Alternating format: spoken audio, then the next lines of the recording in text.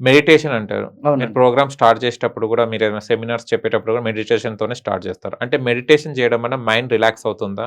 ఎలా 100 రిలాక్స్ చేసుకోవాలి? Actually meditation అనేది ఏంటంటే, అసలు మెడిటేషన్ ఎందుకు చేయాలి? మెడిటేషన్ చేయడం వల్ల వచ్చే బెనిఫిట్ ఏంటి? ఇప్పుడు మెడిటేషన్ అంటే మనం శ్వాసని తీసుకొని మన మైండ్‌ని మనం తీసుకురావడం. అవును. ఏకాగ్రత తీసుకురావడం. అంటే కాన్సంట్రేషన్‌ని దగ్గరకొచ్చేలా తీసుకురావడం. ఇప్పుడు ఇక్కడ ఏమవుతుందంటే మన మైండ్ రిఫ్రెష్ అవ్వాలి, యాక్టివ్‌గా ఉండాలి, ఎనర్జీ రావాలి. మన బాడీలో అన్ని సెల్స్, ఆర్గాన్స్ యాక్టివ్‌గా ఉండాలంటే మెడిటేషన్ చేయాలి. సో మెడిటేషన్ చేసే టైంలో మనము ఏం ఏం జరుగుతది మన బాడీలో అంటే, అసలు మెడిటేషన్ చేసేటప్పుడు మనం ఎక్కడ కనెక్ట్ అవుతాం అంటే విశ్వానికి కనెక్ట్ అవుతాం.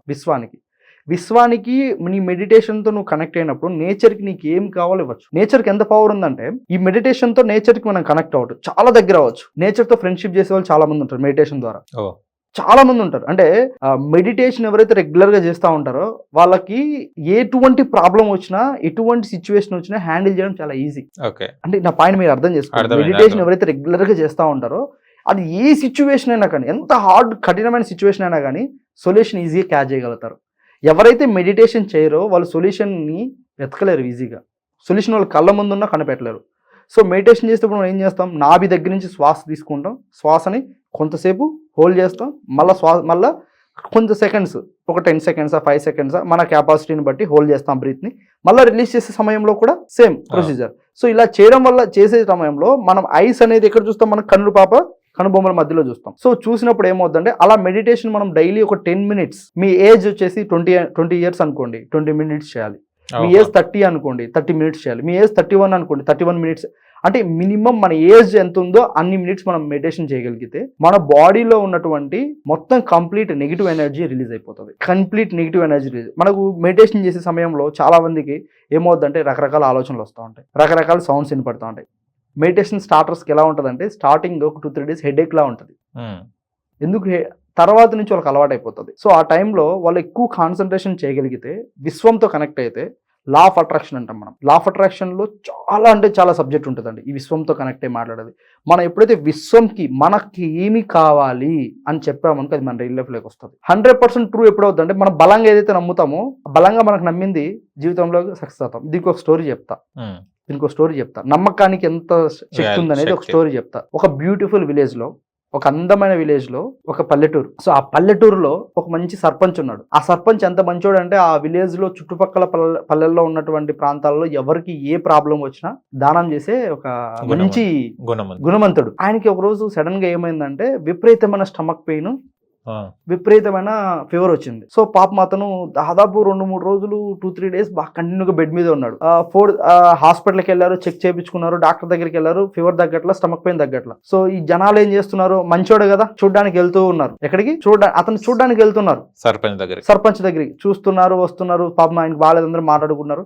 ఒక అతను కట్టెలకని కొండకి వెళ్ళాడు.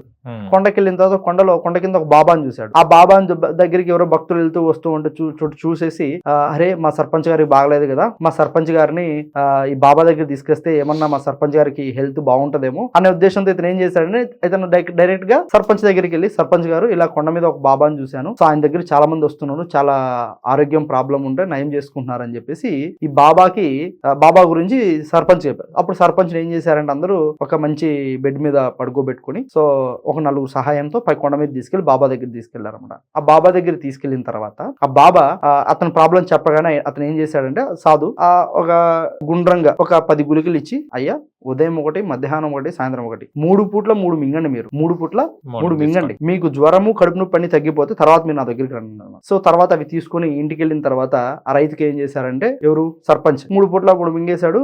నెక్స్ట్ డే మార్నింగ్ కి జ్వరం తగ్గిపోయింది, స్టమక్ పెయిన్ తగ్గిపోయింది. అప్పుడు ఏం చేశారంటే ఈ సర్పంచ్ పండ్లు, పలహారాలు అన్ని తీసుకుని ఊర్లో వాళ్ళంతా బాబా దగ్గరికి వెళ్ళారు. అలాగే డాక్టర్ను కూడా పిలిపించాడు. హాస్పిటల్ చూపించాను కదా, అరే డాక్టర్ నువ్వు వేస్ట్, నువ్వు రా నేను బాబా దగ్గర తీసుకుపోతా, బాబా మెడిసిన్ ఇచ్చాడు, నీ మెడిసిన్కి నువ్వు చదువుకున్నా, ఆయన చదువుకోలేదని చెప్పి అతను కూడా తీసుకెళ్ళి ఆ ఎవరైతే సాధువు ఉన్నారో ఆయనకి ఇవ్వడానికి వెళ్తే ఆ సాధు, అయ్యా నీ ఆరోగ్యం అంతా కుదురుపడిందండి అన్నాడు.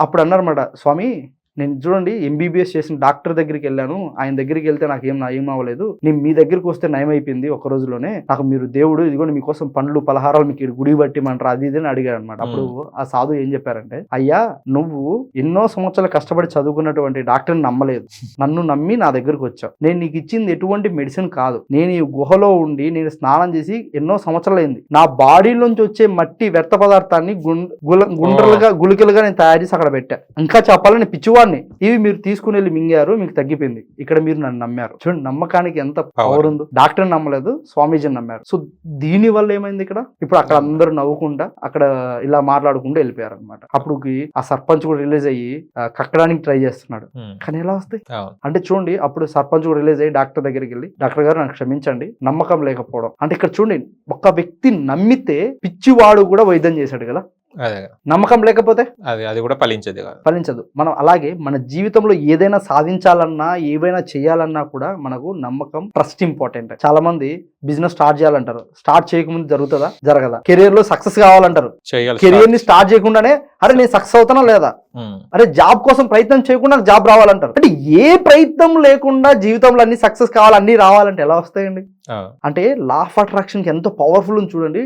మనం విశ్వానికి ఏదైతే ఇస్తామో అది మన రియల్ లైఫ్ లోకి వస్తుంది. ఎవడైతే ఉదయం లేచినప్పటి నుండి నా వల్ల కాదు, నేను చేయలేను, నేను సాధించలేను అనుకుంటా ఉంటాడో వాడు ఎప్పటికీ సక్సెస్ కాలేడు. ఎవరి దగ్గర అయితే ఏమీ లేకపోయినా కూడా నేను ఏదో ఒకటి సాధించగలను అని నిరంతరంగా ప్రయత్నం చేస్తూ నమ్మకంతో ముందుకు వెళ్తుంటాడో వాడు 100% లైఫ్ లో సక్సెస్ అవుతాడు.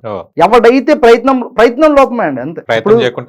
ఈరోజు ప్రయత్నం చేశాను కాబట్టి ఈరోజు నేను ఇక్కడ కూర్చున్నాను, ప్రయత్నం చేయకపోతే ఈరోజు ఇక్కడికి రాగలుగుతానా, 10 సంవత్సరాల నుంచి నేను జర్నీ చేయగలుగుతానా అంటే నేను ఒక్కనే కాదు, ఎంతో మంది సాధించిన వాళ్ళు ఉన్నారు కదండి. జీవితంలో ఏదైనా సాధించాలంటే ప్రయత్నం లోపం ఉండకూడదు. ఆ ప్రయత్నం లోపంలో ఫస్ట్ గుర్తుపెట్టుకోవాల్సిన పాయింట్ ఏంటంటే నమ్మకం, బిలీఫ్. ఈ నమ్మకము మన విశ్వాన్ని కనెక్ట్ అయ్యేలా చేస్తుంది. ఆ విశ్వాన్ని కనెక్ట్ అయిందంటే ఆ నమ్మకంతో నువ్వు ఏదైనా సాధించవచ్చు. సింపుల్. నైస్.